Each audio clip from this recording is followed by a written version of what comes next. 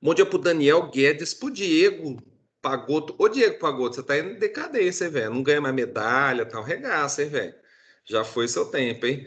Diego T, pro Everton, pra Gabi, pra dupla sertaneja Ingrid e Isabela, pro Jean Cremonese, João Vinícius, além da Zé Rodrigo. Cadê o seu amigo lá, o Zé Benedito?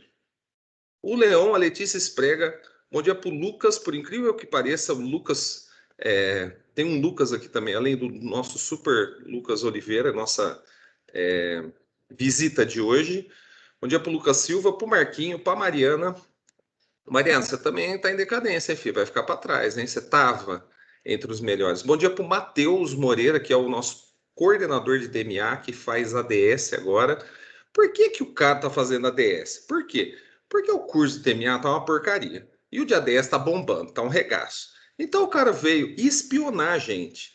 Mas ele deu azar, porque ele pegou e tá fazendo matéria com o professor mais drogado do Instituto. Então, ele vai levar lá para a TMA informações totalmente equivocadas. Bom dia para o Matheus Andrade, para a Monara, que é professora de ADS, está fazendo estágio comigo para aprender alguma coisa. Sei lá o que ela vai aprender bosta nenhuma, né?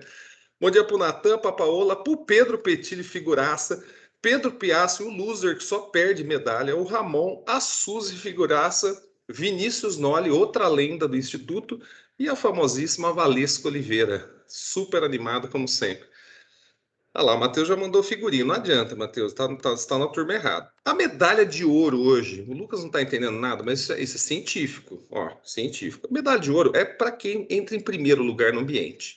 Quem ganha medalha de ouro ganha 3 pontos, medalha de prata 2, medalha de bronze 1. Serve para que isso aqui? Vamos explicar para o nosso coordenador, porque isso é pesquisa científica. Serve para quê as medalhas? Para bosta nenhuma, mas nego se esfaqueia. Dá um segundo, já tem 15 negros no ambiente. Então a medalha de ouro hoje vai para o Leão de novo, cara. Não acredita, se não vai alcançar o Daniel, cara. E em segundo lugar, em medalha de pratíssima, Isabela de novo, cara. E o Daniel Guedes, mordido, ganhou medalha de bronze. Ele está disparado na frente com 23 pontos, vai ganhar mais um pontinho. E em quarto lugar, que é o que eu mais gosto de zoar, que não ganha bosta nenhuma de medalha de lata para Monara aí, Monara. Monara, professora, se ferrou-se hoje. É aí que é divertido. Muito bem, meus amigos. Então, eu vou deixar. Vocês vão ter uma conversinha com o Lucas, então ele vai conversar com vocês uma meia hora, uns 40 minutos. Eu estou falando para vocês que a gente vai ter qualquer dia aula de matemática só para os professores. Todo mundo vem assistir aula aqui. Sei lá o que está acontecendo, velho. Veio o Fábio, a Monara está aqui, tá o Matheus, agora vem o Lucas, já vem o Rivelli assistir aula também. O Rivelli já veio uma vez, já também, né? Já veio o ministro da Educação, o presidente do INEP, já vem o Barack Obama. Ó, tá bombando essa aula de matemática. Então ele vai falar com vocês uma meia hora, 40 minutos. Enquanto isso, o que eu vou fazer? Por incrível que pareça, eu vou acabar de avaliar um artigo científico para estar na vibe. E já eu volto, então, para discutir um pouco mais esses negócios de medalha e, obviamente, tentar dar um pouco de aula, né? Falou? Então, fica aí, Lucas, fica à vontade. Ah, e outra coisa, agora falando sério, o Lucas é um dos expoentes, um dos maiores pesquisadores que eu conheço. Ele é realmente, eu falo para ele, ele sabe, ele é um dos prodígios do Instituto. Ele e o Jorge, também outro professor. É lógico, né? Por que os caras são prodígio? Os caras, desde 77, têm a força. Eles inventaram Star Wars. É Jorge Lucas, velho. Os caras são diretores de Star Wars, têm os poderes, né?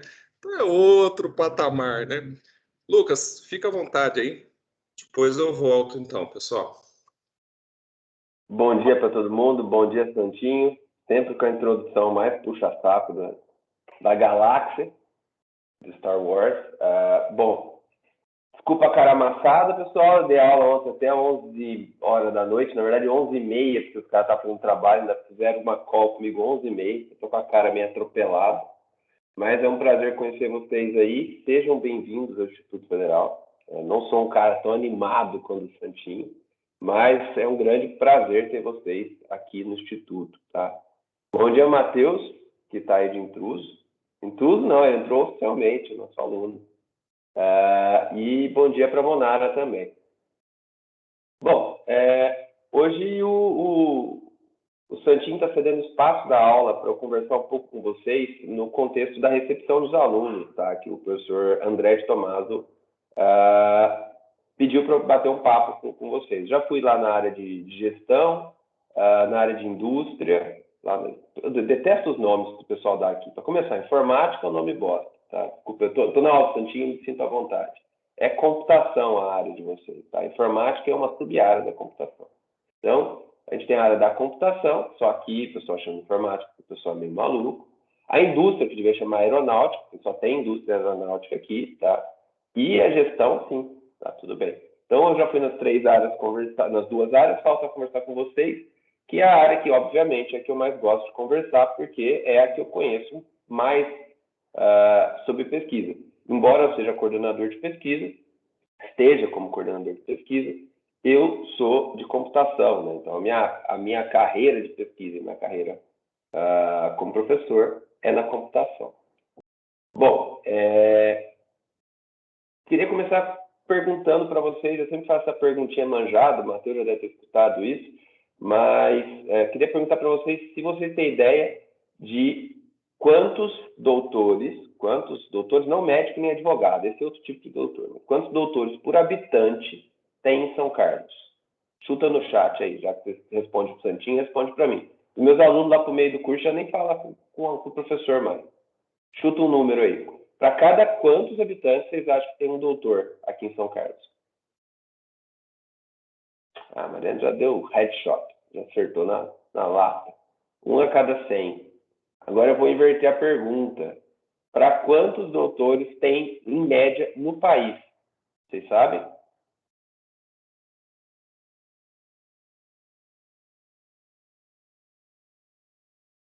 Agora ficou difícil. Mariana, só se melhorou muito, Mariana. Era 1 a cada 5.500. Então, teoricamente, São Carlos teria 50 vezes mais doutor por habitante, tá? Então, mas por que São Carlos tem essa quantidade? Se hoje tiver melhorado para 3.000, ainda é 30 vezes, tá? Por que São Carlos tem essa quantidade de doutor? O que é doutor? Para que serve isso? Esse é o objetivo da iniciação científica? Não, tá? Na verdade, sim, mas também não. Aqui em São Carlos, a gente tem um negócio que é a coisa mais importante que existe para uma pesquisa. É o ecossistema. Ecossistema, a gente vê na biologia, é quando muitas coisas estão misturadas e formam uma coisa, um sistema bem montado, que as coisas se promovem e aquilo convive bem, tá? São Carlos é uma cidade que tem 2 universidades, uma estadual, melhor do Brasil, a USP, uma federal, que é considerada uma das 5 melhores do Brasil, que é a UFSCar, tá? O Instituto Federal, que entre os institutos federais, top 5 também, tá? A gente é um pouco diferente, porque a gente é muito maior do que os outros institutos federais. O Instituto Federal de São Paulo é um monstrão. Não vem ao caso aqui, mas a gente acha que é pelo menos 3 vezes maior do que o segundo maior instituto. Então, a gente tem alguns desafios à parte. Mas tem o Instituto Federal aqui que é top 5, tá? Eu não sei se tem nenhuma cidade do Brasil com 250 mil habitantes que tem 2 Embrapa. Não tem uma, tem 2 Embrapa. Um parque tecnológico público, um parque tecnológico, vamos dizer assim, privado, mas controlado por uma instituição mais rígida, e um ambiente de inovação, tá?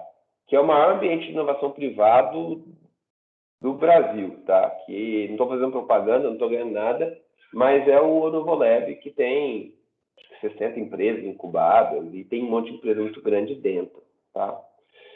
Isso você não vai achar em lugar nenhum. Existe um outro polo de pesquisa no Brasil, no interior, que fica em Santa Maria, no Rio Grande do Sul, lá do Sul, não sei se é Rio Grande do Sul, mas é em Santa Maria, que tem todo um ecossistema também por causa da Universidade Federal de Santa Maria. Mas não é do mesmo porte daqui de São Carlos. E por que eu estou falando disso? Eu estou falando do futuro, porque aqui vocês... eu sempre gosto de dizer que quando a gente tem alguma coisa, quando a Paola entrou na universidade, quando o Alexandre entrou na universidade, no Instituto Federal, ele tem todo o mérito do mundo, mas o mérito não é só dele. tá? O mérito é da circunstância que ele nasceu. Se ele nasceu homem, ele tem uma vantagem. Se ele nasceu no Sudeste, ele tem vantagem, tá? A gente não para pensar nisso, mas tem sim, tá? Porque a gente já nasce com alguns condicionantes que jogam a gente um pouco mais para frente, na sorte da vida. E vocês nasceram com o maior condicionante de todos para pesquisa. Vocês nasceram em São Carlos. Ou moram aqui perto de São Carlos, provavelmente, a grande maioria. Isso permite que vocês terminem o curso de vocês e no dia seguinte não precisa nem sair da casa da mãe. Você já vai direto fazer um programa de pós-graduação, um nível aqui em São Carlos excepcional, tá? O curso de mestrado mais fraco que tem em São Carlos aqui é nota excelente, tá? Então, não quer dizer que você tem que ficar aqui, você pode ir para Campinas, que é aqui do lado. Olha que trabalhão, ir para Campinas. Você pode ir para a Unesp, aqui em São José do Rio Preto. Olha que distância. Você pode ir para Ribeirão Preto. Toda essa região aqui. Você pode ir, Bauru não tem na área de vocês, mas pode ir para essa região que você tem cursos de alto nível, tá? Então, vocês nasceram num lugar perfeito para isso. Agora, para que vocês possam seguir uma carreira de pesquisa, vocês precisam começar a orientar um pouco a graduação de vocês para pesquisa. Isso não quer dizer que se vocês não fizerem isso, vocês nunca mais vão fazer pesquisa, mas ajuda, tá? E como é que um aluno de graduação começa a fazer pesquisa? Ele começa por um programa de iniciação à ciência, ou iniciação científica. Nesse programa de iniciação científica, ele vai trabalhar em um projeto, sendo orientado por um professor, um projeto específico de uma área de pesquisa, e isso vai incrementar a capacidade dele de pensar sistematicamente, cientificamente, resolver um problema científico, tá? Nesse problema científico, ele vai desenvolver várias capacidades, tá? Capacidade de ser autogerenciável, vamos dizer assim. Você vai ter que ter o seu horário para trabalhar, que você vai se organizar, você vai ter que identificar quais são as etapas que você tem que fazer, você tem que identificar quais as possibilidades de caminho que você vai seguir, tá? Olha, tem essa opção A, B e C, eu vou escolher qual. Eu vou tentar por essa. Você vai ter que estabelecer suas hipóteses e você vai ter que ser criativo por conta própria, porque as respostas não vão ter respostas para algumas coisas que vocês vão perguntar. Então, vocês vão ter que investigar. Isso é um complemento muito grande no tripé do que a gente diz de pesquisa, ensino e extensão. Porque se a gente tivesse só aula, o Santinho ia lá fazer a aula dele, vocês iam assistir, vocês iam ser sujeitos passivos. Ele fala, vocês entendem, e até onde vocês vão. Com a pesquisa, você tem a possibilidade, e é a única possibilidade dentro do curso, do ponto de vista intelectual, de ir além um pouco e entender por si só, sozinho, algum problema relevante de alguma área que você escolher. Você pode estudar por fora, fazer um curso da Udemy, não é isso que eu estou falando. Tem um curso da Udemy, alguém está falando, você está entendendo. O único ponto que você não está ouvindo de ninguém, você está tendo que ir lá, pegar, procurar, tirar suas próprias conclusões e levar para alguém e falar assim, olha, descobri isso, é a pesquisa. A extensão ela tem um papel muito importante, mas ela também não traz isso. A extensão ela é a aplicação do que vocês veem aqui e de vocês como cidadão, tentando pegar o que vocês fazem e levar para próximo da sociedade, para fora do muro da instituição, para resolver problemas da sociedade do ponto de vista social e etc. Mas não necessariamente aquilo avança o estado da arte, aquilo faz um a mais no conhecimento. Você pode aplicar o conhecimento, mas não um a mais, tá? E essa iniciação científica, então, ela tem uma cara diferente. É a cara, vamos supor que vocês vão fazer uma iniciação científica com o Santinho, tá? Maluquice. Mas aí vocês vão fazer uma iniciação científica com o Santinho. O Santinho não vai chegar para você, vai sentar com esse papelzinho aí e vai começar a escrever. Ele vai bolar um projeto, baseado na experiência que ele tem, tá? Então, por exemplo, o Santinho, a área dele, se eu me lembro bem, ele estuda a teoria de prova de teoria de avaliação, tá? Para ensino médio. É isso mesmo. É isso mesmo. É a teoria da avaliação, como é que você monta uma questão, o que você avalia numa questão e etc. Vamos supor que você gosta muito do Santinho, gostou, interessou pela didática dele, e às vezes ele fala o que ele precisa, e você fala, eu quero fazer um programa em Python para fazer um aplicativo do celular para a gente poder fazer uns experimentos sobre se a pessoa aprendeu ou não matemática. Aí você não tem condição de pensar o todo, mas o Santinho tem. Porque o Santinho, ele é doutor na área, ele conhece toda a área de pesquisa e ele tem algumas coisas que ele sabe que são problemas em aberto ou contribuições que realmente ajudariam aquela área de conhecimento. Aí você fala, Santinho, quer fazer isso com você, cara. Aí ele vai lá e escreve um projeto de iniciação científica. Esse projeto de iniciação científica ele tem duração de 9 a 12 meses. Pode chegar até, se eu não me engano, 18 meses, se for iniciação científica voluntária. Escreve o projeto, que tem lá as atividades que vocês têm que fazer, como vocês vão avaliar, etc. E vocês registram esse projeto e começam a conduzir. O que o Santinho vai fazer? Ele vai falar o seguinte, vai fazer igual o mestre Yoda. Ele vai chegar com um negócio e falar assim, leia isso. Aí você vai falar, mas Santinho, mestre Yoda não, mestre dos magos. Você vai olhar para trás e ele vai ter sumido. E aí você vai ter que se virar com aquilo lá. Daqui a uma semana ele vai falar assim, e aí, tá pronto? Aí vai falar, professor, mas o senhor não falou o que era fazer. Não, é fazer tudo, é para investigar. Isso daí traz uma coisa muito boa para a gente. A gente tem que aprender a andar com as próprias pernas. E resolver problemas, tomar decisões. E aí, quando você chegar para o Santinho, vai falar, Santinho, olha, eu descobri que tem do jeito A, B, C e D. Aí o Santinho vai responder com uma pergunta. Qual você acha que é? Então, esse é o papel do orientador, ao invés do professor. O professor ensina, você aprende. O orientador, ele traz algumas dicas, ou traz algumas coisas, de uma pergunta, uma resposta, às vezes, que nem ele sabe, para que você faça pequenas atividades, para que ele possa ir te direcionando. E no final do projeto, vocês responderem uma questão de pesquisa.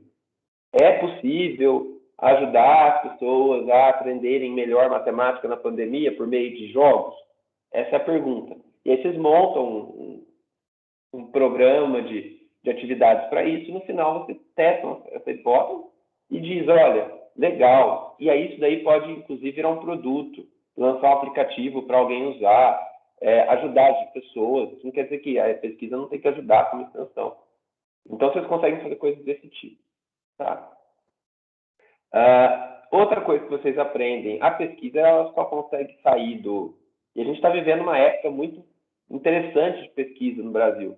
Ela estava meio esquecidinha, aí veio um negócio chamado coronavírus. Tá? E aí começou um monte de gente que não entende nada de pesquisa e não consegue ler nada, virou pesquisador de internet. E começa a ler coisas que não tem a menor condição de ler e tirar as próprias conclusões e sair falando negócio ou manipula seus propósitos. Tá? A comunicação científica é um negócio muito importante, é um dom adquirido, você tem que aprender a fazer. E é uma coisa que vocês, embora não tenham uma disciplina de comunicação e expressão no curso, vocês não desenvolvem tão bem no curso, porque é um curso curto e etc. Acho que vocês não têm TCC obrigatório, por exemplo. Então, quando vocês vão fazer iniciação científica, vocês têm que fazer um relatório no final, explicando aquilo que vocês fizeram lá em 20 páginas. Quando vocês fazem isso, vocês precisam mostrar o que vocês entenderam sobre a área, o que vocês planejaram, como vocês resolveram e os resultados e as conclusões que vocês chegaram. Quando você consegue ter essa capacidade de síntese em 20 páginas para que uma pessoa que não entendeu nada, não estava com você, o Santinho, sentado numa sala, compreenda a relevância da sua pesquisa e as limitações dela, isso é muito importante. Estamos aí com um medicamento que não serve para nada, tá? Não serve para nada. E um monte de gente está até usando hoje porque não entende as limitações da pesquisa que foi feita, que o próprio cara que publicou retirou o artigo e disse, desculpa, fiz besteira. Então, você conseguir mostrar as limitações do seu trabalho, dizendo o seguinte, olha, meu trabalho avaliou isso, isso e isso, questões abertas são essas, precisamos ver mais isso, mais isso. Se você tiver essa maturidade, quando você for para uma empresa, se você não quiser seguir carreira acadêmica, um relatório ou uma conversa com um gestor é muito mais produtivo. Você vai falar, olha, o problema que a gente tem aqui na empresa é que o banco de dados tem tal coisa. Eu achei tais e tais alternativas, testei essa num pequeno toy program, num programinha. Essa aqui tem essas vantagens, essas vantagens. Então, a minha conclusão é essa daqui. Vocês ficam muito mais analíticos do seu pensamento científico. Então, por enquanto, estou falando só das vantagens. Tá? Vamos falar aqui um pouco de burocracia. Quero fazer IC. Como? Tá? Existem 5 formas de vocês fazerem iniciação científica no Instituto Federal. Vou começar pela mais fácil, vamos dizer assim, a mais comum. É o programa institucional do IFISP. São dois programas, é o PIBIT, Programa de Bolsas de Iniciação Científica e Tecnológica do IFISP, institucional, e o PIVICT, lembra do V, do voluntário. Os dois programas hoje, eles são iguais. A diferença é que o PIBIT, o PIBFSP é o Programa Institucional de Bolsas do IFISP, do IFSP. E o PIVICT é o voluntário igual ao PIBFSP. Esses dois programas, eles rodam dentro do próprio campus, vamos dizer assim.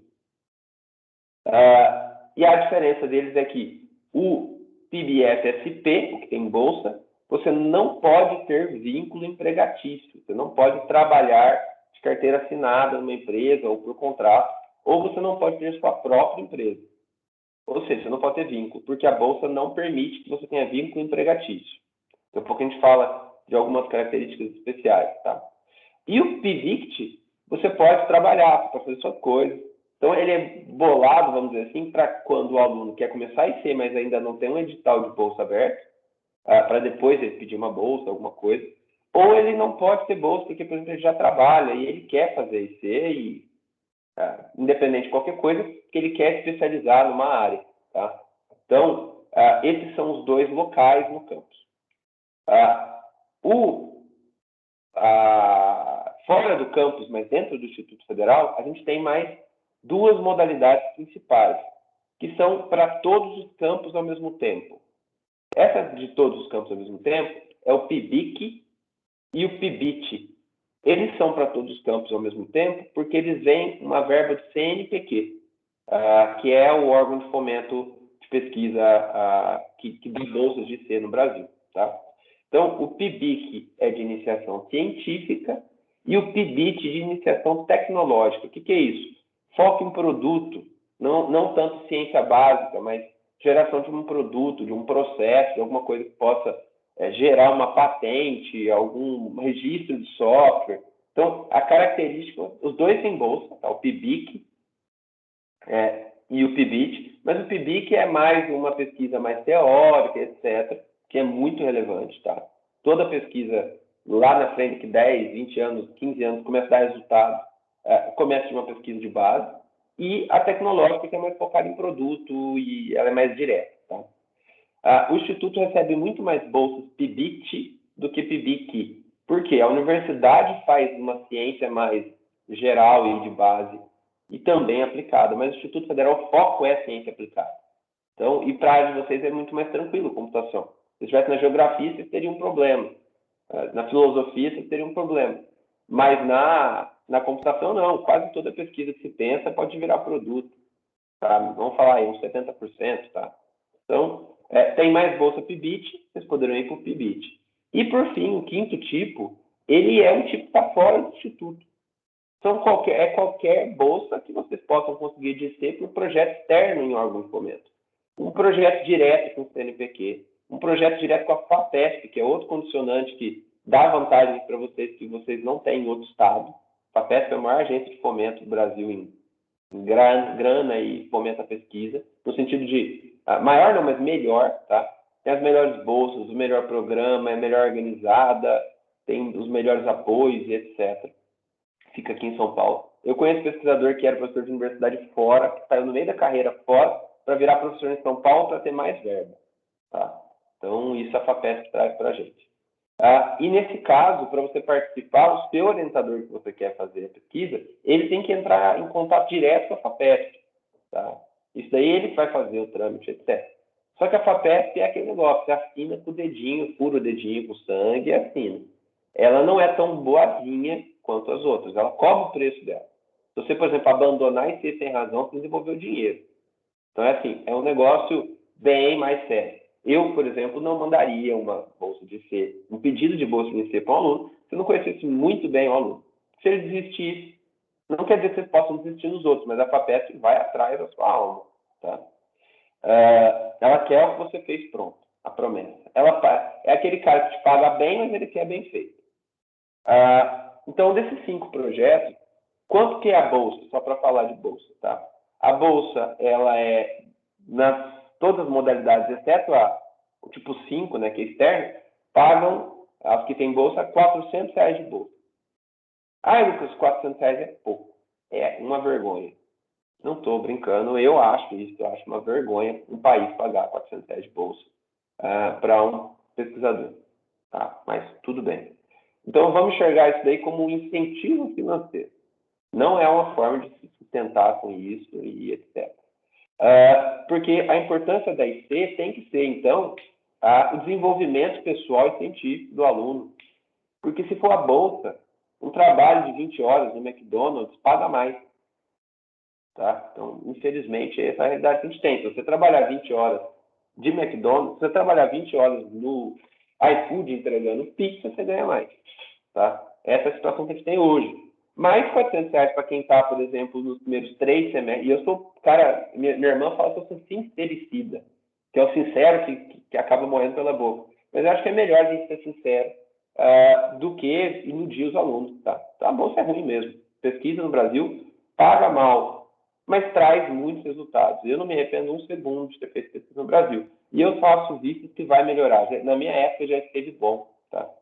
Agora está passando por uma época ruim. Teorema básico de investimento. Você compra na baixa e vende na alta. Então, agora é a hora de começar a investir nisso para que quando você terminar, aquilo estando valorizado, você colhe os frutos. Tá? Quem comprou na alta, igual na minha época, começou com tudo muito valorizado, o negócio vai cair um pouco e hoje está tendo um problema. Mas, basicamente, uma bolsa de R$400 ela não vale tanto a pena. Mas ela, para quem não está fazendo estágio ainda, para quem quer ter a tranquilidade, entre aspas, de continuar dentro do Instituto Federal, sem estágio por enquanto, focando nos estudos e podendo focar no desenvolvimento próprio, sem ficar entregando nada para uma empresa que o foco é lucro, às vezes nem é tanto funcionário, desenvolvimento funcionário, é um negócio legal, tá? Eu fiz IC na graduação. Essa bolsa, ela é paga por editais. Então, quais são os editais? Os editais do tipo PIB-FSP, eles acontecem uma vez por ano, tá? Tem duração de 9 meses a bolsa, e geralmente o edital sai lá para outubro. Tá? Então, provavelmente vocês vão começar vocês vão já ter um tempinho, lá para outubro os professores vão começar a enviar os projetos, para que lá em dezembro saia o resultado, para começar no início do outro ano letivo. Então, para vocês terem bolsa, seria para começar no ano que vem. Tá? As bolsas do segundo círculo, né, que são PIBIC, PIBIT, eles vêm via edital CNPq. Mas, geralmente, o processo seletivo é lá para junho, tá? Para começar agora em agosto. Então, ele começa mais ou menos no meio do ano. Então, fica intercalando. A cada 6 meses tem um edital saindo. Então, se você interessou por pesquisa, cola num professor e trabalhem para fazer um projeto, tá? E, nesse meio tempo, o PIVICT, você pode já começar a fazer IC hoje. Hoje, entre aspas, né? Tramitar uma IC hoje. Você fala com o Santinho, você tem a ideia, escreve o projeto, manda o Santinho, manda para o Lucas. O Lucas vai lá fazer análise de mérito, não eu, mas vou pedir para assessores fazer análise de mérito. Liberando, vocês já começam a fazer IC. E aí vocês começam a investigar, e aí, por exemplo, lá em outubro, você já conseguiu uma parte do trabalho, etc. O Santinho manda a bolsa, ganha a bolsa. No começo do ano que vem, você pega esse mesmo projeto, vamos dizer assim, e porta ele para uma iniciação científica com bolsa. E faz o projeto com a bolsa. Continua a pesquisa. Às vezes você faz mais cedo voluntária de 6 meses, mais 9 meses aí de bolsa paga de R$400, e aí você já faz sua iniciação científica com bolsa meio mista, tá? Vale bem a coisa. Bom, regras da iniciação científica, tá? Com bolsa. Você não pode trabalhar em nenhuma delas. Você pode ter vínculo empregatício em nenhuma delas, nem a FAPESP, nem o PIBIC-PIBIT, nem o PIB-FSP, que é local. Só que você pode fazer estágio nas bolsas institucionais do IFISP e no PIBIC-PIBIT. Então, a pergunta é, posso fazer estágio junto? Ah, não sei se arrumei um estágio? Pode, sem problema nenhum. A questão é, você vai ter que entrar num acordo com o orientador. O orientador pode falar, olha, eu não pego o aluno que faz estágio. Nossa, por que ele é maldoso? Não, não é. Curso de vocês, estamos aqui até meio-dia quase. Então, vamos falar 20 horas por semana de aula. Se você arrumar um estágio, você vai ter mais 30 horas, vai dar 50. A IC, todas as ICs, têm dedicação as institucionais, que é essa FAPESP, que tem as próprias regras, 20 horas semanais. Então, vocês vão ter aí 70 horas semanais. Ninguém aguenta trabalhar com qualidade 70 horas semanais. Tá? Ou o estágio vai ficar um pouquinho para trás, ou as notas vão ficar um pouquinho para trás, o que não é a ideia, tá? Fora o tempo de estudo. Ou a IC vai ficar um pouquinho para trás. Então, se você é genial e o seu orientador sabe disso, ele vai relevar. Se você está lá, mais ou menos, tocando normal, e ele fala, vou botar mais 20, 30 horas do meu tempo a menos, livre, ele vai falar, olha, cara, não vai dar certo, tá? Então, quando você entra no projeto de IC, tenha em mente o que você está fazendo. Eu falo isso porque eu já sofri na pele isso. Às vezes você pega uma bolsa, aloca um aluno, ele fica 3 meses na parte de entender como é que funciona, estudar as coisas que precisa. Na hora que ele começa a fazer as atividades, ele sai. E aí você tem que colocar um outro aluno, que vai consumir mais uns 2, 3 meses para poder entender aquilo. E estoura o projeto. E aí perde dinheiro público, e a pesquisa que era para sair não sai. Então, assim, pensem agora quer fazer um IC, vai com fé e faz. No último mês pintou e trabalha bem, adianta o serviço. No último mês pintou uma oportunidade de estágio, pega o estágio. E aí você termina, orienta. Mas não pensa que, vou pegar uma bolsa de IC como seguro-desemprego. Isso aí é uma sacanagem, tá? Eu gosto de ser bem franco com os alunos e conversar. Porque você prejudica uma pesquisa em andamento, você não vai fazer IC de verdade. Não faz sentido, tá? Posso ter outra bolsa do Instituto? Tem uma bolsa do PET do professor João, de Educação Tutorial. Posso ter uma bolsa de iniciação científica? Não, não pode. Você não pode acumular bolsas pagas dentro do Instituto Federal, tá? Ou outras bolsas. Pode ter uma bolsa FAPESP e uma bolsa do Instituto Federal? Não, não pode. Isso você não pode acumular bolsas. Então, mas hoje minha condição socioeconômica é brava, tá? Eu ganho uma ajuda lá do pai, lá do sociopedagógico. E aí, se eu ganhar a bolsa, eu vou perder o pai? Não, não vai. A única bolsa que você pode ter acumulando é bolsa assistência, porque a pessoa é vulnerável socialmente. E aí, se ela tiver IC, você não vai deixar ela mais vulnerável ou pagar para ela R$ 50 a mais e tirar. Então, ela pode continuar com o pai sem problema, tá? Então, você pode acumular a Bolsa Pai, que não é um incentivo à pesquisa, é para você comer, para pegar um ônibus, para você morar, tá? Então, essa é a ideia. E a outra bolsa é uma recompensa pelo seu tempo trabalhado de 20 horas semanais, que é a dedicação. Para encerrar, eu abro perguntas, né? Como é que eu faço uma iniciação científica? Eu mando um e-mail para você falando, Lucas, quero fazer uma iniciação científica. Não, a menos que você queira fazer comigo, seria um suicídio. Brincadeira. Na aula do Santinho eu fico meio bobão, igual ele. Se você quiser fazer iniciação científica comigo, sim. Caso contrário, você vai entrar. Bobão é tua avó. Você bota os caras brigando por causa de pirulito na aula. Na hora que você quiser fazer iniciação científica, você vai falar direto com o professor que você vai fazer iniciação científica. Porque é ele que manda o projeto. Na iniciação científica, tem 2 caras principais. O cara que vai fazer tudo, que é você, e o cara que vai ser responsável por tudo. Ou seja, vai ser o seu procurador, que é o seu orientador. Então, se você quiser uma iniciação científica, você não pede direto. Quem tem que mandar o projeto é o orientador, porque ele é o cara que tem experiência, ele é o responsável pela pesquisa. Quem tem que mandar o relatório é o orientador. Mas como assim? Então é ele que faz o plano dele? Não, é você que faz tudo no relatório. Ele é o cara que envia para mim, tá? Porque ele vai ler, vai ver se ficou bom e vai devolver para você até ficar bom. E quando ele estiver pronto, ele vai pegar e falar assim, Lucas, meu aluno terminou. Ou seja, o orientador, ele é orientador e ele é o responsável, o juiz do trabalho que vai falar, porque se um cara que tem doutorado está falando para mim que está bem feito na área que ele é o especialista, supostamente está ok, tá? Então, o aluno fala, professor, tá aqui o meu relatório, eu vou responder assim, peça para o seu orientador me enviar. Porque às vezes o aluno está de saco cheio, acabou, tá? E manda e o orientador nem está sabendo. Então, tudo passa pelo orientador. Quero fazer IC. Com bolsa, procure um orientador e ele vai falar o seguinte, ó, o próximo edital que a gente vai tentar é tal data. Quer começar como voluntário? Não, quero esperar. Beleza, espera aí. E aí, vocês começam a conversar e ele vai ver ou um projeto que ele já tem, que, por exemplo, eu tenho as coisas que eu pesquiso. Não adianta você mandar um aluno que quer trabalhar com data science. Aí eu vou falar, cara, legal pra caramba, mas não é que eu não gosto, não é a minha área, tá?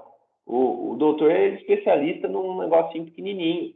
A minha área é arquitetura de software, engenharia de software, robótica, são as coisas que eu trabalho. Serviços, web service, microservice, são as coisas que eu trabalho. O Santinho trabalha com matemática, só que nem tudo. Fala, o Santinho quer fazer um negócio de matemática de cálculo numérico. Ele vai falar, cara, não é a minha praia. Quer fazer com estatística. Aí ele vai falar, então, cara, estatística tem o Daniel. Então converse com o professor. Às vezes ele não pode, ou não sabe, não é muita área dele, ele te orienta para outro. Quem que é o melhor cara para você bater lá, o broker que você vai bater e falar assim, quero fazer IC, mas não sei o quê, não sei quem. É o coordenador do curso. Então você fala, Fábio, quero fazer IC, estou procurando uma IC, mas eu não tenho noção de quem trabalha com tal coisa. Você pode me mandar, no caso específico do pessoal de computação, pode mandar para mim também, porque eu respondo. Se o cara da aeronave mandar para mim, já não sei tanto quem trabalha com o quê, tá? Mas se vocês mandarem, ó, que eu trabalho com data science, eu falo, tem o Jorge, tem o Ramo, está afastado, daqui a pouco volta. Se eu não me engano, tem o Walter. Tá? São as opções que a gente tem. Quero trabalhar com inteligência artificial, tem tanto, esses daí, mais o Pablo, mais a Heloíse. Então eu conheço, porque eu conheço de tomar café, tá? Mas o que é ideal é que você faça uma disciplina primeiro, para ver se você gostou daquilo, tá? Se você tem experiência, e para você ter o mínimo de conhecimento daquilo sobre. Fiz a disciplina agora de, sei lá, estrutura de dados no próximo semestre, ou banco de dados, adorei banco de dados. Aí eu queria estudar sobre banco de dados não relacional e etc. Você vai falar com o Fabinho, vai falar com a Silvana, se o pessoal que te deu a disciplina fala, cara, gostei disso, vai falar com o Sérgio, e aí vocês tocam, tá? Então, pode acontecer também do segundo tipo. Os professores meio que propõem os projetos por si só, sem ter o aluno. E aí depois ele vai mandar lá na disciplina para vocês, pessoal, estou procurando um aluno de C, quem quer fazer IC comigo? E aí o projeto já vai estar pronto. Aí nesse caso você não precisa ter ideia de nada. O projeto vai estar pronto. Eu abro, por exemplo, bolsa, quando eu pego bolsa, agora como coordenador de pesquisa, eu estou evitando pegar bolsa porque eu avalio o processo, não acho muito ético. Mas quando eu era professor, não era coordenador de pesquisa, eu fazia as minhas pesquisas, conseguia as bolsas, falava, meus melhores alunos, quero bolsa. Tem bolsa, quero aluno, quem quer trabalhar? E aí o cara fala, eu. Tá, essa é a ideia. Por fim, se vocês tiverem boas notas, não adianta ter um currículo todo sacaneado, e tiverem feito uma iniciação científica, é muito provável que vocês consigam entrar em um programa de pós-graduação. Se vocês quiserem, tá? Isso abre muitas portas. Eu, Lucas, testemunho pessoal, tá? Eu vim de uma família simples, nunca foi o primeiro da minha família a fazer faculdade pública e nunca imaginei morar fora do país, nunca. Com pesquisa, eu entrei lá fui fazer USP aqui em São Carlos, no mestrado. Já no mestrado já fui forçado a trabalhar em inglês, meu inglês foi lá para cima. No doutorado já me botava, vai para um projeto internacional, você vai para a França. Então abriu a minha cabeça para sempre. Nunca mais, ela já é grande, mas ela nunca mais volta a ser do tamanho que ela era. Isso foi excepcional. Não me arrependo nem um pouco, tá? Trabalhei no mercado antes da graduação e fazia sempre a mesma coisa. Então, eu sou do tipo que o novo me interessa demais. E aí acabei optando por seguir carreira acadêmica e depois virar professor. Tem gente que fala, puta, essa parte acadêmica não é comigo. Tem alunos muito bons. Ótimo, se ele fizer uma IC e depois for fazer um estágio, ver que ele não quer fazer uma pós, não tem uma pós que eu digo estrito senso, mestrado, doutorado. Não tem problema. Mas ele vai ser um profissional melhor, ele vai ser mais investigativo. O Novolab, que é o negócio que todo mundo vocês vão ouvir falar à torta e à direita, ele surgiu não da prática, mas da inovação. Inovação parte da ciência, e a ciência parte da pesquisa. Então, só tem empresas lá que tinha 8 funcionários e veio o Magazine Luiza e comprou a empresa inteira de inteligência artificial, porque o cara é um especialista em inteligência artificial que não fez uma disciplina só na graduação. Provavelmente ele fez uma IC, depois ele fez um doutorado de alguma coisa, teve uma ideia nova, inovou e criou alguma coisa, tá? E aí, quando ele criou a empresinha pequenininha, veio o Magazine e falou, puta, tem um puta valor, toma aí 100 milhões e me vende o que você está fazendo. Então, essas coisas disruptivas partem de uma inovação muito aguda. E essa inovação muito aguda, não é o básico, não é o sisteminha de padaria, nasce da pesquisa científica, tá? Via de regra. Bom, falei pra caramba. Eu abro para perguntas aí. Quem tiver pergunta, vai mandando e eu vou respondendo. Se quiser mandar áudio, também eu gosto de ouvir voz. Faz tempo que eu não escuto.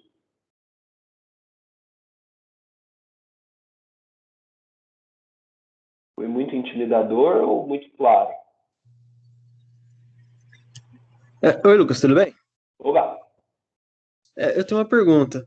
Em relação para se inscrever nas pesquisas, tipo para se voluntariar, para poder participar delas, você disse que tem um processo no fim do ano, para já começar o ano seguinte na pesquisa? Na verdade, Alexandre, o que eu disse é o seguinte, quando tem bolsa, é via edital. Está.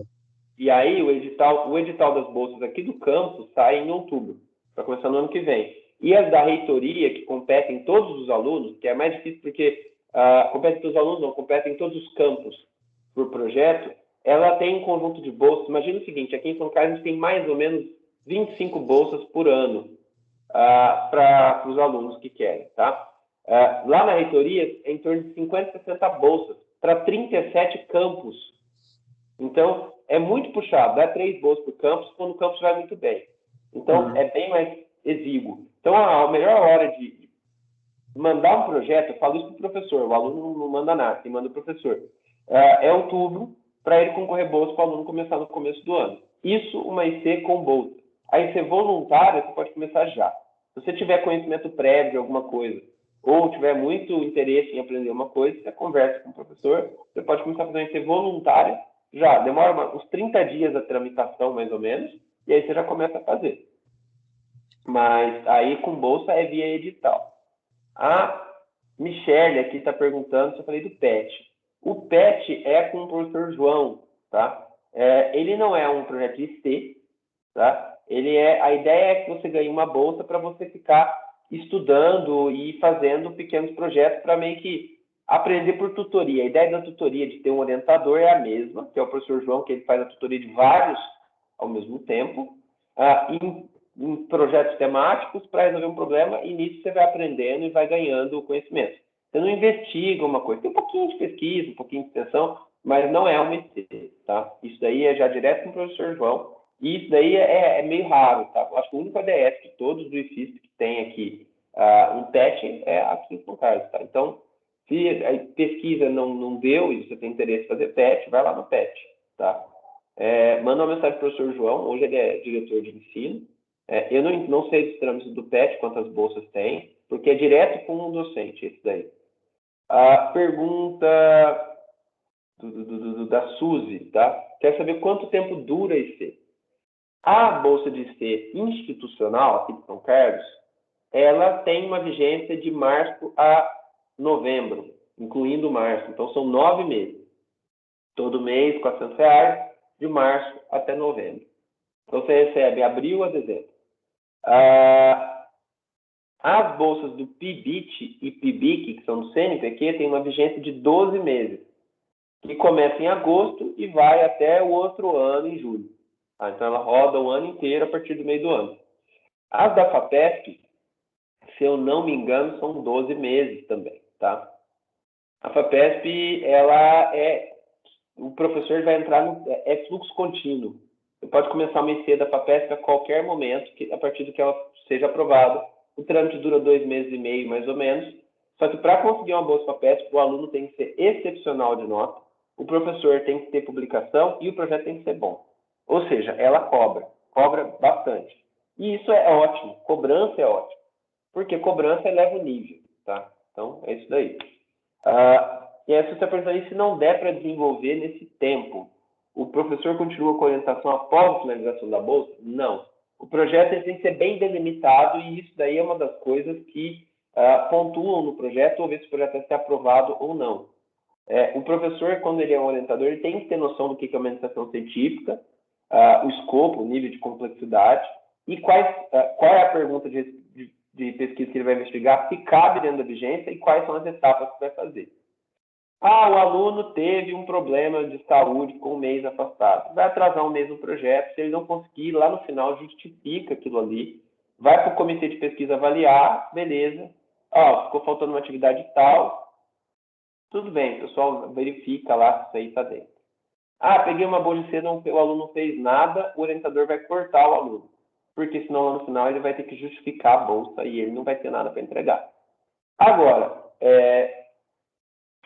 a bolsa de C não necessariamente ela precisa ser uma pesquisa inteira, e nem deve ser uma pesquisa inteira. Eu, quando estava na USP lá, eu tive 5 alunos de C. Todos eles trabalhavam no meu doutorado, não fazendo o meu doutorado, mas pequenas coisas do meu doutorado que não eram da minha pesquisa principal, mas dava para fazer. E se fizesse tal coisa aqui, pequenininha, o que será que aconteceria? Paralelo com o que eu estou fazendo. Aí eu colocava um aluno para investigar e, como eu estava no nível alto de pesquisa, por causa do doutorado, ele já começava no nível alto. Ele fazia um pouquinho mais e já tinha resultado. E aquele um pouquinho mais demorava 12 meses para fazer. Então, uma pesquisa de C ela pode estar vinculada com um escopo maior. Tá? E aí você vai fazer as atividades da sua IC. Pode ter posso fazer IC em dupla? Não, não pode. Cada IC é de um pesquisador, de um novo pesquisador, que é o aluno. Mas, o projeto é grande. Pode ter o cara que vai investigar como é que faz vou falar um exemplo tosco, tá? Como é que faz o front-end e um vai investigar como é que faz o back-end. Então, é o mesmo projeto, mesma pesquisa, 2 projetos distintos, cada um tem as suas atividades. E tem que terminar no prazo. Beleza? Quem está mandando dúvida aí? Sou eu, José O Rodrigo. José. Beleza, manda aí, José. Beleza, bom dia. Bom O dia. seguinte, tem algum lugar no Moodle, eu não sei se tem, porque eu nunca mexi nele completo, uma relação dos temas de iniciação científica? Então, José, não tem porque não existe essa relação. Isso aí são as pesquisas que cada docente faz. Então, como é que é a melhor forma de você fazer iniciação científica? Eu vou compartilhar minha tela aqui rapidinho, que eu poderia ter feito isso aqui também, que a sua pergunta é interessante para me lembrar de fazer um negócio. Vamos ficar aqui. Vocês estão vendo a minha tela? Sim, está compartilhando. Beleza. Se vocês entrarem no site do Instituto, 2 coisas importantes para vocês verem. Primeiro, vocês vêm aqui em servidores, tá? Vou abrir uma nova aba, para ver quem são os professores do curso de vocês. E segundo, vocês vêm aqui em pesquisa, tá? Aqui embaixo. E aí você tem iniciação científica. São as 2 coisas que vocês precisam ver em relação à pesquisa. A primeira, iniciação científica, é que você vai ter as informações que eu falei, que talvez, muito provavelmente, vocês vão esquecer, tá?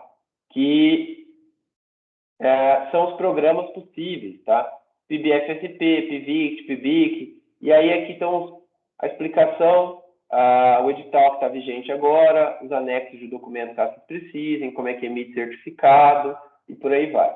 Então, todas as informações estão aqui em iniciação científica, e aí você escolhe qual é a modalidade e lê as informações aqui, tá? E aqui nos servidores, é uma página dos professores que trabalham no campus, tá? Você pode fazer IC na área de gestão? Pode. Na área de indústria, fazendo um software para, sei lá, avião? Pode. Então, você olha que todos os professores comecem aqui pelo de informática, claro. Pode ser que um professor de gestão esteja pedindo um bolsista, convidando alguém. Você pode se candidatar. Mas para você ter o interesse de falar com alguém, aqui na frente existe um negócio chamado currículo Lattes, tá? Esse currículo Lattes é o currículo de pesquisa acadêmico do professor, que vai dizer o que ele pesquisa. Alguns têm página pessoal, tá? Eu vou abrir a minha página aqui para não ficar xeretando de ninguém. Então, isso aqui você tem a página da pessoa, e aí você consegue ver aqui, por exemplo, ó, área de pesquisa. As minhas áreas estão aqui. E aí o contato está aqui. E aí você entra em contato comigo. E se você quiser ver mais detalhes, aí você entra aqui no currículo Lattes, que é o que já está, todo mundo tem o currículo Lattes cadastrado. Esse currículo Lattes é o currículo de pesquisa do professor. Então vamos lá. E aqui. Aqui lá, já de cara no currículo, você já consegue ter algumas informações, por exemplo, aqui, ó. Tem experiência na área de ciência da computação, com ênfase em engenharia de software, atuando principalmente nos seguintes temas: arquitetura de software, arquitetura de referência, arquitetura orientada a serviço, design pattern, sistemas, teste e robótica. Então, você consegue ter uma ideia. Aí você vê o que o cara publica aqui, ó. Você vem aqui e vê as publicações do artigo aqui, de artigo científico do cara, vê o que o cara está fazendo, vê se você se interessa por alguma coisa, e aí você entra em contato, tá? Essa é a melhor forma de se fazer isso, tanto para procurar um orientador de iniciação científica, quanto é um macete que eu dou para vocês, cadê vocês aqui? Para lá no final do curso, se vocês quiserem começar a fazer um mestrado, vocês tentarem entrar em contato com um professor, por exemplo, da UFSCar, falando, ó, quero ser orientado por você. O melhor jeito de fazer é stalkear. Entra no site do departamento de computação, pega a lista de professores, olha o que cada um pesquisa e vê qual te interessa e entra em contato direto com o cara. Essa é a melhor forma. Lá no caso, aí vai ter o edital do mestrado depois, para vocês fazerem. Mas mais ou menos é isso daí. Rodrigo, então você... Ok. Por que eu digo isso? Porque o Santinho ele pode estar pesquisando 3 ou 4 temas dentro da matemática. Às vezes um tema que ele pesquisava antes, ele não pesquisa mais. Então é só o orientador que sabe o tema que ele está trabalhando no momento. Pessoal, mais dúvidas? Obrigado. Mais dúvidas? Dou-lhe uma. Mais dúvidas? Dou-lhe duas. Dou-lhe 3. Bom, pessoal, foi um prazer estar aqui com vocês.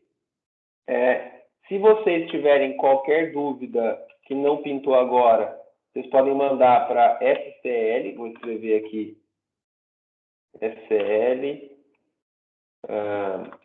CPI, Coordenação de Pesquisa e Inovação, .scl@ifssp.edu.br, está aqui no chat. Vocês me mandam um e-mail aqui. Vocês estão me ouvindo? Parece que travou a internet. Aqui tá ok. Tá, acho que é o Santinho que travou ali. Estamos ouvindo, não, estamos ouvindo. Eu tô te ouvindo. Eu acho que é a minha aplicação que travou. Eu vou mandar no chat. Mas vocês podem entrar em contato comigo, meu contato também está no site. E desejo para vocês um bom curso, tá? Foquem em disciplinas, mas não deixem de olhar estágio, não deixem de olhar outras coisas, tá bom? Santinho, obrigado pelo espaço na aula, comi um tempão da sua aula aí. É bom que você trabalha menos. Atrás do seu semestre, você trabalha menos. Falou para vocês aí. Sem problema, Mateus, valeu, falou, Lucas. Bonar. Abraço. Abraço.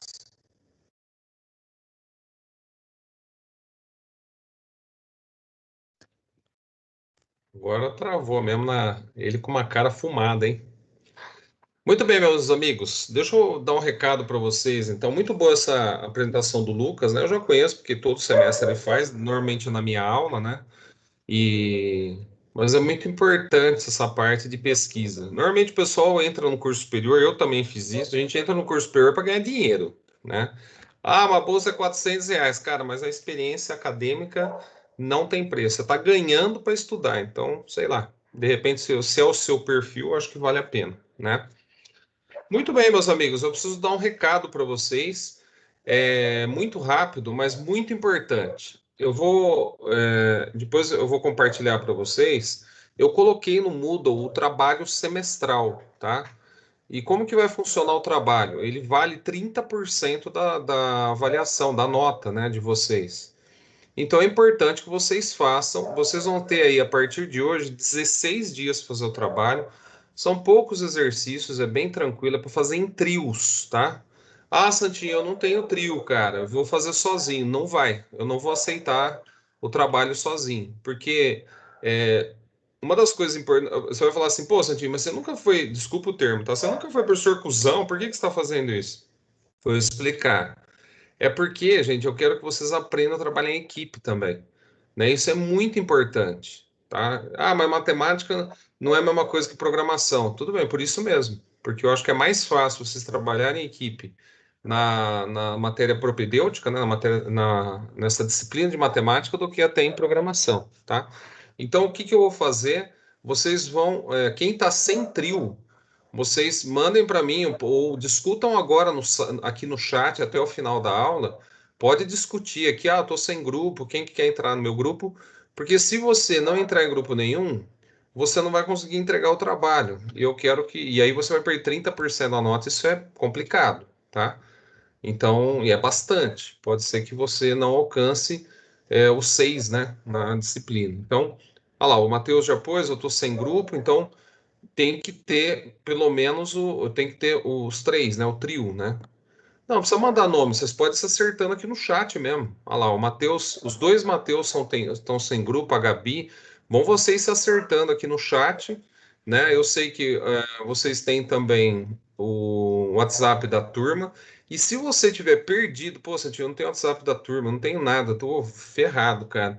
Me manda no Teams aqui e aí eu arrumo um grupo para vocês, tá bom? Então, por exemplo, a Suzy, acho que pelo que eu entendi, está sem grupo, o Mateus, os dois Mateus, a Gabi. Quem mais está sem grupo aí? A gente vai dividindo, vai acertando aí o grupo, tá? Vocês vão se conversando aqui, tá bom? Olha lá. Olha lá, o Everton já falou, Mateus, estava eu e você. Os caras já se divorciam, ninguém fica sabendo. O Zé tá sem grupo, vão se acertando aí, ó. Aí, ó. O Vinícius tem um lugar, o Noli tem um lugar lá no grupo dele, vão se acertando aí durante a aula, tá bom? Eu não vou me meter nisso, isso é uma coisa, vocês são bem grandinho para se acertar em grupo, tá bom? Beleza, amigos? Então vão se acertando aí, vão montando o grupo aí, vai vendo quem quer ficar com quem, e aí vocês vão se acertando aí, vai falando, ó, convida um, convida o outro aí, vai meio aleatório, não tem problema, senão se vocês quiserem também eu posso dividir, tá bom? Então vamos lá. Meus amigos, eu não vou ler o bilhetinho hoje, eu vou te explicar por quê. A Mariana vai surtar, né? Eu até peguei aqui o bilhetinho, mas nós perdemos muito tempo da aula. Então hoje não vai ter como ler o bilhetinho nem contar enigma, gente. Eu vou começar direto com a disciplina, que a gente tem aí pouco tempo de aula, né? Valeu a pena, não estou reclamando, porque valeu a pena. Eu gosto muito do Lucas, eu acho ele um cara, um dos professores mais competentes do Instituto como um todo. Ele é um super pesquisador, ele tem pesquisa no exterior, como ele falou para vocês aí, ele é um dos caras que mais publica, tá? Então, em termos e também é um ótimo professor. Então, eu sou fã do Lucas, ele sabe disso, e era necessário vocês saberem isso a respeito de pesquisa, tá? Sempre é bom você fazer pesquisa. Mas você vai falar, Santinho, mas eu quero trabalhar. Cara, mesmo na empresa, é bem visto, né? Um cara que já fez pesquisa, tá? Numa entrevista de emprego, é bom que você já fez pesquisa, tá? Isso aí conta pontos a favor. Se eu sou do RH, eu vou contar pontos a favor de você, tá bom? Muito bem, meus amigos. Então vamos lá. Vocês não acertaram nada, né, de grupo aqui no final, né? Tá tudo perdido esses grupos aqui, ó. Ó, se vocês quiserem, eu monto, tá? Eu já tô vendo quem tá sem grupo aqui. Eu já monto o grupo para vocês, mas vocês que sabem. Muito bem, deixa eu compartilhar minha tela. Ontem o Zé Rodrigo pediu um negócio para mim. Eu acho que não tem problema eu citar o nome dele, né? Porque ele pediu para mim para eu dar uma retomada no negócio que eu quero falar para vocês hoje. Vamos ligar a câmera. Santinho, Sim, tá professor. enrolando. Eu vou fazer aquela parte que você falou lá, que é a parte da fatoração, né? Então Sim. eu vou fazer de novo não, vou fazer um outro exemplo para vocês fixarem bem, porque realmente deve ter mais gente que ficou com dúvida, porque aquela parte, infelizmente, De vocês não têm colocar em aprendido. evidência. Então, porque vocês não aprendem muito mais fatoração, né? Antigamente a gente aprendia isso aí, porque a gente aprendia muita matemática mecânica, né? Então, olha bem, vamos supor que você tem um treco assim, ó. Então, deixa eu começar aqui. Deixa eu só pôr. Vamos ver se hoje não desfoca. Vamos me falando aí, gente, que eu preciso descobrir por que tá desfocando, cara. Eu preciso muito descobrir isso. Deixa eu pôr aqui tudo, a nossa lista aqui do lado, né? Que tem de coisa aberta aqui, brincadeira, hein? Vamos tirar esse ranho aqui que vocês não gostam. Nós vamos trabalhar um pouquinho com a parte de gráfico, se der tempo, né? Vamos começar um pouquinho a parte de gráfico. Que todo mundo morre de medo, é mais fácil do que vocês possam imaginar. O nego morre de medo disso aqui, é um negócio mais simples do que parece. Então, olha bem, ó. Vamos supor que você tem um treco assim, ó. Isso aqui, mas tá torto isso aí, velho. Vamos isso aí. Então, você tem um treco assim, ó. X ao cubo menos 4x quadrado mais 2x menos 8 igual a zero. Fazer um bem simples, tá? Então, como é que você põe em evidência isso aí? Como é que você tenta fazer o agrupamento? Ah, Santinho, 1 é raiz? Ó, se você jogar 1 aí, não vai dar raiz, tá? Nem menos 1. Então, aí você tenta fazer o agrupamento. Como tem 4 termos, talvez dê para agrupar esse com esse e esse com esse. Esse com esse, você vai pôr o x quadrado em evidência. Aí você pega esse dividido por esse menos é esse aqui, ó. 4x quadrado dividido por x quadrado. Agora, x ao cubo dividido por x quadrado é essa conta que você faz aqui, ó. Ó. Você conserva a base, subtrai o expoente. 3 menos 2 dá 1, né? Então aqui dá x, tá bom? E 4x quadrado divide por x quadrado, 4x quadrado divide por x quadrado, você corta x quadrado dá 4, tá bom? Aí você vai pular mais aqui, ó, mais. Entre 2x e menos 8, você pode pôr 2 em evidência. 2x dividido por 2 dá x, né? E 8 dividido por 2 dá 4. Aí que entra o papo, que isso aqui é uma coisa que a gente não aprende muito bem na álgebra. Quando você tem um parênteses, isso aqui é considerado um número só. Vezes isso aqui é como se fosse isso aqui é uma parcela, não é um número só, é uma parcela só. Aqui você tem vezes e tem parênteses, isso aqui é outra parcela. O que essa parcela e essa tem em comum? O x menos 4.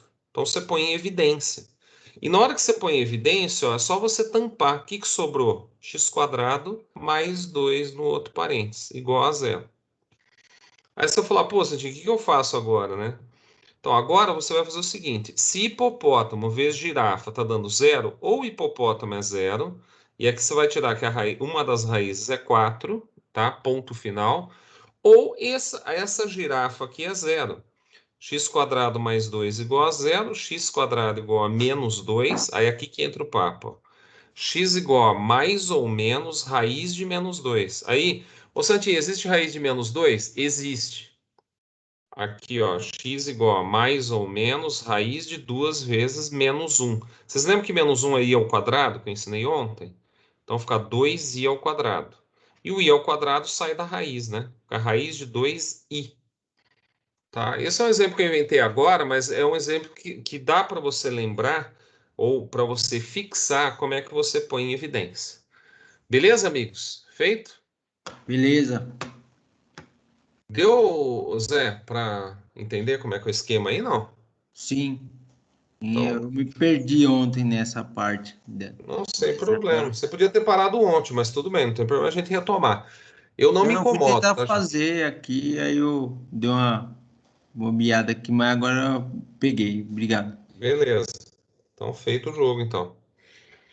Ô, gente, a parte de gráfico, eu não vou mentir para vocês. Eu também morria de medo. Ah, é gráfico, já ferra, já. Mas é mais fácil do que parece. O negócio de gráfico, o nego fala, ai meu Deus do céu, é super difícil. Não é. Não é tão difícil assim. Deixa eu pôr só numa outra página, que é pra... Caçamba, vai, filho. Não, o negócio não vai. Peraí. Deixa eu arrumar ao contrário. Vamos fazer assim, ó, quer ver? Em vez de a gente fazer isso, vamos subir aqui, a gente tira o exercício de cima. É que eu quero pegar o exercício inteiro. Tira esse aqui, depois a gente. Eu não vou usar ele mesmo. Então, olha bem. Acho que eu vou precisar de mais espaço ainda. Vamos tirar esse treco também, né? Não sei para que está fazendo aqui isso. Então, olha bem. Você tem um exercício desse, parece um exercício super difícil, super enrolado. Deixa eu tirar mais um pouco que não está aparecendo as alternativas, né? Tira um montão aqui, Santinho, depois você não salva. Aí o que o cara põe aqui, ó? Na figura está representada parte do gráfico de uma função polinomial em que se visualizam todas as raízes. Raiz é zero da função. Por que, Santinho, que chama zero da função? Vamos organizar. Quando vocês têm um treco assim, ó, x menos 3, ó, esse é um polinômio de primeiro grau. Eu pego e falo para vocês, eu quero as raízes desse treco aí. Então, o que que você faz? Você iguala a zero. Então, isso aqui ó, é zero, tá? Então, o que que é zero da função? É o valor que eu jogo no x que zera a função. Por isso que eles chamam zero da função. No caso aqui, o x vai dar 3. Não quer dizer que o x é zero, mas quer dizer que o x igual a 3 transforma o polinômio em zero, né? É o valor de x que transforma o polinômio em zero. E outra coisa, o cara põe para vocês aí todas as raízes da função, tá? Então, se você der uma ampliada, porque aqui está muito pequenininho, ó, aqui está -2, 1/3 e 3. É onde bate no eixo x, é onde o y é zero. Porque p de x é a mesma coisa que y. Então, onde que o y é zero? Em cima do eixo x, tá? Porque o y aqui ele vai daqui para cima é positivo, daqui para baixo é negativo, e aqui nessa linha aqui o y é zero, tá? Então, as raízes nesse exercício aí no 47, as raízes são -2, 1/3 e 3. Agora, deixa eu falar um negócio para vocês interessante, ó. Pode acontecer de você fazer um exercício que a raiz seja mais de uma vez a raiz. Como assim, Santinho? Você quer ver uma coisa tonta de todas? É isso aqui, ó. Deixa eu pegar, já já eu volto nisso. Se você pegar assim, ó, y igual a x ao cubo. Aí eu pego, só isso, x ao cubo, só isso. Aí eu pego e falo para vocês, eu quero a raiz disso aí. Qual que é a raiz de x ao cubo? Vê se você concorda comigo. X ao cubo é x vezes x vezes x. E para eu igualar a zero, ou isso é zero, ou isso é zero, ou isso é zero. Mas pera lá um pouquinho. As três raízes dão zero? As três raízes dão zero. As três é raiz tripla, tá? Então as três raízes dão zero, as três raízes dão zero. Como que fica o gráfico disso aí? Se você fizer o gráfico, ele fica assim, ó. Ele vem aqui assim, ó, e vem para cá, ó, e bate aqui no zero. Mas você olhando, quer ver? Vamos fazendo GeoGebra. Eu deixei o GeoGebra aberto aqui, ó. Cadê ele? Eu tinha deixado aberto, né? Vamos abrir o GeoGebra para vocês verem como que dá certo, ó. Vai, filho. Por exemplo, ó, você põe lá, ó, quer ver? Ó, y igual a x ao cubo. Então vamos pôr y igual a x elevado ao cubo. Vocês estão vendo aqui, ó, é que aqui está muito ruim, parece que está pegando mais uma vez no gráfico, né? Mas se você der um zoom aqui, ó, ele está pegando uma vez só no zero, só. Aqui é bem aboloado aqui. Mas se você olhar o gráfico mesmo, então só tem uma raiz. Não, tem três raízes. É que o zero é raiz três vezes. Mas como é que eu olho no gráfico, Santi, e vejo quantas raízes tem? Então esse que é o problema. Por exemplo, deixa eu fazer um outro gráfico aleatório aqui, ó. -4x, enter. Ó, não, -4 vezes x. Uma coisa que eu sempre esqueço é pôr o vezes aqui, ó. Meu filho, vai. É culpa de quem? Deve ser culpa do Strapasson, né, que tá fazendo isso. Ô, Strapasson, pelo amor, hein? Enter. É porque ficou grande. Santinho, você é burro, hein? Ah, tá certo. Aí, ó, vocês estão vendo? Ó, se você resolver x ao cubo menos 4x, as raízes dão -2, 0 e 2. Então, ensinamento de gráfico.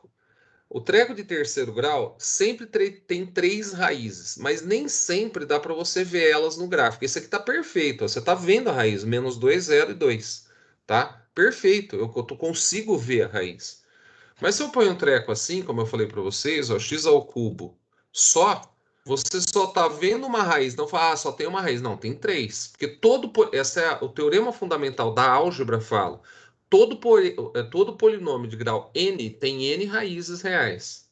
Tem n raízes, reais ou imaginárias. Tá? Se eu inventar uma coisa aleatória aqui, ó, do nada, quer ver? Ó? Por exemplo, -3x elevado ao quadrado. Nem vou pôr o termo em x, ó. -7. Vamos ver o que ele vai desenhar aqui, ó. Bom, deu um negócio grande aqui. Vamos diminuir para ver se a gente consegue entender. Ó, então, o que acontece com esse gráfico? Você vai falar, pô, Santinho, mas aí como é que faz? Então, esse aqui, ele é diferente. Qual que é a raiz aqui? Vamos marcar o ponto para vocês entenderem, ó. Ó, esse ponto aqui, pronto, achamos. 3,55 e 0. Então, uma das raízes é 3,55. Ah, Santinho, então ele é raiz tripla, né? Ele é raiz três vezes. Não, porque aqui tem uma ondinha, ó. O que significa isso? Não, ô Santinho, peraí, para. Não são três raízes? Sim, são três raízes. Tá, tem a ondinha aqui, e daí? Qual que é a diferença? Quando você tem uma ondinha assim, isso aqui tá te falando que existe raiz, e essa ondinha não bate no eixo X, isso aqui está te mostrando que tem duas raízes imaginárias, que é número complexo, tá? Então, o que acontece aqui? Uma raiz realmente é 3,55, deve estar aproximado aqui, deve ser número louco, irracional, sei lá, irracional não, mas deve ser número louco, né? E aqui você tem, com certeza, raiz complexa. Só que no gráfico, quando a raiz é complexa, você não consegue determinar o valor, tá? Olha os caras rindo, que o Alexandre tá rindo, velho, nem sei. Então, de novo, ó, por exemplo, vou te dar um outro exemplo. Vamos tirar o quadrado. O que acontece se eu tirar o quadrado? Vamos mudar completamente, quer ver? Vamos lá? Ó, mudou mesmo. Vocês estão vendo que aqui mudou o valor, o desenho ficou meio parecido, né? De novo, santinho burro. De novo, vocês estão percebendo, ó, que tem uma raiz aqui real e não bate mais em nenhum lugar. Ah, Santinho, mas pode ser raiz tripla. Não, porque tem uma inflexão aqui, ó. Ah, Santinho, mas e se for x ao cubo só? Como que você sabe que não tem inflexão? Porque o gráfico é assim, ó. Se você diminuir ele, ó, ele não tem ondinha em lugar nenhum, ó. Ele não tem ponto de inflexão. A gente chama de ponto de máximo e mínimo local, tá? Não tem. Então, quando você tem uma equação, um treco de terceiro grau, então você tem três raízes, e aí se ele não tiver ondinha, é porque essa aqui é a raiz tripla. Quer ver um outro exemplo? Ó? Vou pôr um treco aqui, ó. Vamos ver se eu consigo pôr aqui. X menos 1, vou pôr entre parênteses, ó. Agora ele vai deslocar para o 1, quer ver? Ó? Aí, ó. Mesma coisa, só que ele deslocou para o 1 aqui, ó. A raiz é 1 agora. Ó, mesma coisa, mesma ideia. 1 é raiz tripla, tá? Ô, Santinho, mas se eu tiver um gráfico de uma função, deixa eu fazer aqui no desenhar. Ó. Se eu tiver um desenho assim, ó.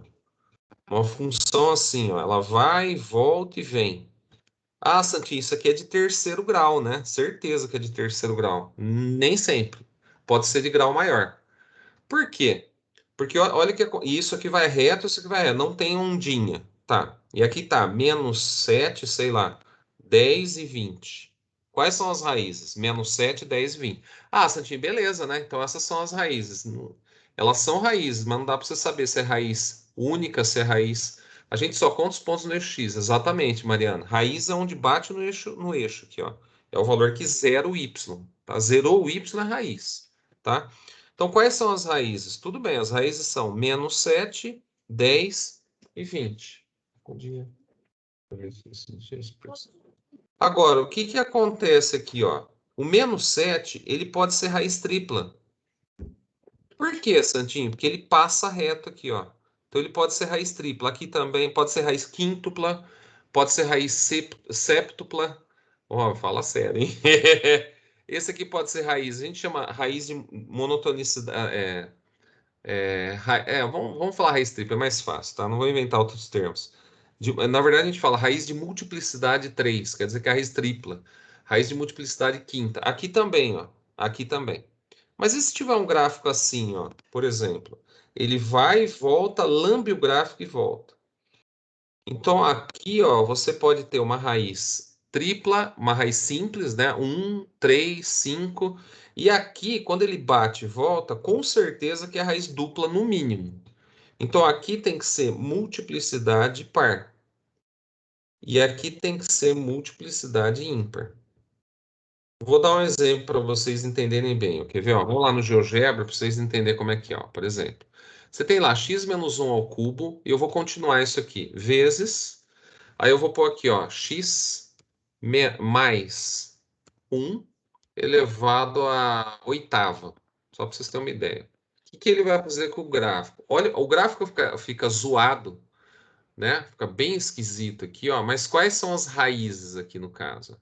Ó,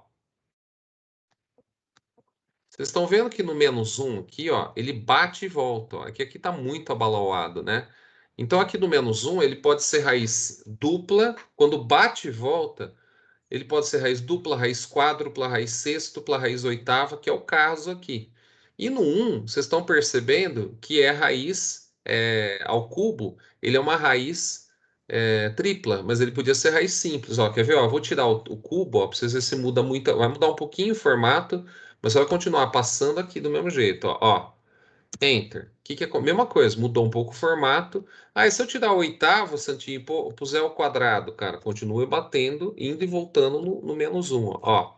Ele vai e volta, tá vendo? Ó, esse gráfico melhor. Ele vai, bate, volta e vem buscar 1. Ah, Santinho, e se aqui, por exemplo, ó, no -1, você pusesse uma raiz... E se eu tivesse uma coisa pior, por exemplo, aqui, ó, quer ver, ó, vezes... Vamos pôr uma raiz complexa. X mais 1 ao quadrado. Isso aqui não é raiz... não, x mais 1 ao quadrado não, falei errado. Santinho burro. X ao quadrado mais 1. Isso aqui não tem raiz real. Vamos ver o que acontece. Ó, se você pegar o gráfico, não vai aparecer aqui, mas ele vai ter uma virada mais para frente, tá? Não vai aparecer. Mas enfim, o que acontece é o seguinte, ó, você olhando aqui, ó, quando bate e volta, o -1 é raiz dupla, raiz quádrupla tem que ser... Ele é raiz mais de uma vez, mas ele pode ser raiz dupla, quádrupla, tudo número par, sextupla. Aqui passou reto no 1. Ou ele é raiz simples, uma vez só, ou 3 vezes raiz, ou 5 vezes, e assim por diante, tá bom? Deixa eu ver se tem mais alguma pergunta aqui. Ótimo. Quando você pega um gráfico desse, vamos voltar na lista, para vocês verem como é que funciona o esquema. Deixa eu deixar vocês aqui e vamos pegar a lista aqui, ó. Quando vocês pegam aqui a lista, ó, o cara põe lá, na figura está representado parte do gráfico de uma função em que se visualizam todas as raízes zeros da função. Tá, tudo bem. Tá, entendi, Santinho. E daí? Aí o cara põe lá, analise as proposições a seguir quanto à sua velocidade, não, né? Veracidade, verdadeiro ou falso. Santinho, o grupo do trabalho pode ser uma dupla? Preferencialmente não, Marquinhos. A menos que tenha uma dupla só, tá? Se tiver, mas no final não vai ser dupla, né? Eu não sei. Eu fiz umas contas, parece que dá certinho trios pela quantidade de alunos, tá? Eu acho. Eu não tenho certeza 100%, porque às vezes tem aluno que desistiu e para mim no swap não aparece. Então, que eu fiz minhas contas é número, não fiz conta, né? É múltiplo de 3 o número de vocês, tá? Então, provavelmente não vai sobrar ninguém, tá bom? Ah, põe mais alguém, eu tenho um monte de gente aí sem dupla, pô, põe mais alguém aí na dupla. Põe mais alguém na dupla, não. Que burro, velho. Transforma a dupla em trio. Bom, vamos lá então. As raízes são essas. Muito bem. Aí o cara põe lá. O produto dos zeros da função é -2, tá? Vamos ver se é mesmo. Se eu pegar -2 vezes 1/3 e multiplicar por 3, o 3 corta com o 3, -2 vezes 1 dá -2. Tá, então a primeira informação tá verdade. A primeira afirmação tá verdadeira. O valor mínimo da função é -20. O que é valor mínimo? Seria aqui, ó, -20, é o valor mínimo. Aí eu pergunto para vocês, acham que o valor mínimo é -20, verdadeiro ou falso? O que vocês acham? A função aqui 20 inteira. Sim ou não? Verdadeiro ou falso?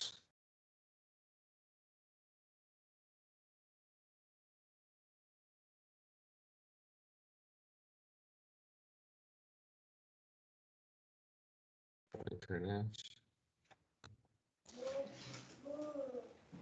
Gente, eu acho que eu caí aqui, né? Ó, -20. Não, ó, ele está perguntando assim: o valor mínimo da função é -20. O valor mínimo é o valor de y, tá? O valor mínimo ele está falando que é nesse ponto -20 aqui. Eu acho que eu caí, tá? Eu caí, Isabela. Eu que caí aqui. Vê se voltou aí. Por favor, dá um feedback aí para mim. Ó, o valor mínimo é -20. Vocês acham que é verdadeiro ou falso?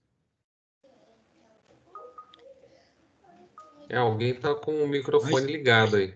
mas não tem que passar no ponto -20? Não. Ó, os pontos da parábola, eles estão todos. Da parábola não, do desenho aqui do polinômio, estão todos aqui, ó. Certo? Então a pergunta do cara. Ué, caiu aqui também? Minha câmera sumiu, peraí. Ô, Santi, mas pelo amor, hein? Eu não sei o que aconteceu, gente. Eu tô com uma internet boa. Agora o computador tá com SSD. Não tem segredo. Agora eu tô tonight, né? Matheus, acho que é falso. Olha bem, ó, cada ponto desses aqui, ó, cada ponto tem um Y. Todos os pontos. Tudo isso que eu estou passando aqui, ó. A pergunta é, vocês acham que o valor mínimo da função, quer dizer, o valor mínimo de y é menos 20?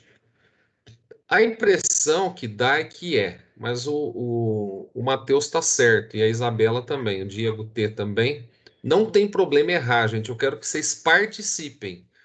Porque eu, quando era aluno, também erraria um desses, cara. Eu ia falar, eu ia pôr verdadeiro. Eu tenho certeza que eu ia errar um desses se eu tivesse mesmo terceiro colegial, que você estuda pra caramba, eu ia errar esse aqui. Menos 20 tá errado, porque, por exemplo, se você pegar esse ponto aqui, ó, esse aqui, ó, o y tá menos 30, ó, esse aqui, o y é menos 40. Não tem limite inferior. O valor mínimo da função seria menos infinito, porque isso aqui vai embora, ó. Tá vendo? Esse ponto, o y vale quanto? Menos 50. Então, esse aqui tá falso. O valor mínimo não tem, né? Não tem valor mínimo. Seria, entre aspas, menos infinito. É que não tá certo colocar isso, tá? Você não põe um treco desse. Então, verdadeiro e falso por enquanto. Beleza, gente? Tudo bem? Isso que vocês às vezes enrolam, e é uma coisa que eu também não sabia. Quando você tem um gráfico, você tem infinitos pontos, infinitos.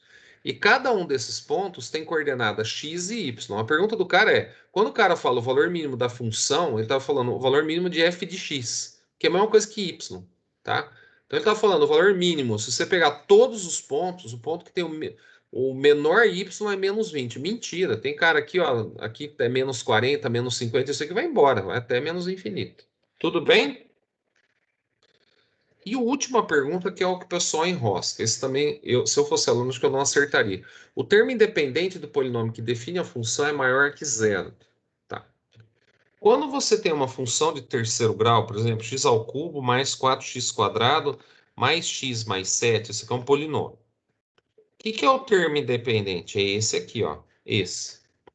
Tá. Ele está falando que o termo independente desse polinômio aí, que define a função, é maior que zero. Como que você acha o termo independente? Você joga zero no x. Dá o termo independente. Por quê, Santinho? Porque se eu jogar 0, 0, 0, onde tem x, some. Então, P de zero, quando x vale zero, você acha o y correspondente ao termo independente. E onde que você acha? Então, se você jogar x igual a zero, tá? Mas onde que é o termo? Onde que eu acho o ponto que o x igual a zero? Em cima do eixo y. Aqui, por exemplo, aqui, aonde que ele estiver em cima do eixo y. Aonde que essa... Vamos aumentar, que está muito pequenininho, né? Aonde que esse desenho, esse polinômio bate no eixo x? Aqui, ó. Aqui onde está o meu mouse, ó. Ó, o meu... Não é cursor, como é que chama isso aqui? Ah, minha ponteira aqui, ó. Tá? E vocês estão percebendo que é um valor para cima do zero. Ó, eu estou para chutar para vocês que é uns 6 e pouco, 7, acho que 7. 7, mas pior que eu pus 7 aqui sem querer, tá? 6,5, 7, mais ou menos. Mas com certeza é positivo. E ele falou, o termo dependente do polinômio que define a função é maior que zero. Verdadeiro. É maior, porque ele está para cá, para cima do eixo. Então, de novo, ó. O que é o termo independente do polinômio? É o cara que fica sozinho aqui, ó. É o último cara. Mas para você achar esse cara no gráfico, basta você jogar x igual a zero, tá? Na hora que você joga x igual a zero, P de zero, quer dizer, o y, dá 7. No caso aqui, pior que dá mesmo, né? Mais ou menos 7. Mas o pior é que foi sem querer, viu, gente? Então ficou VF, VFV. Então VFV deu letra B de bola. Ô Zé, acho que você tá com o microfone ligado ainda, velho. Espera aí. Muito bem, meus amigos. Hoje a gente vai ficar por aqui. Por quê, Santinho? Porque hoje a gente teve a apresentação do Lucas, né? Então hoje só deu para fazer um exercício. Não tem problema. Na semana que vem eu vou retomar esse negócio de gráfico, eu vou falar de novo. A gente vai fixar melhor isso aí. Se você tiver alguma dúvida, pode me chamar no chat.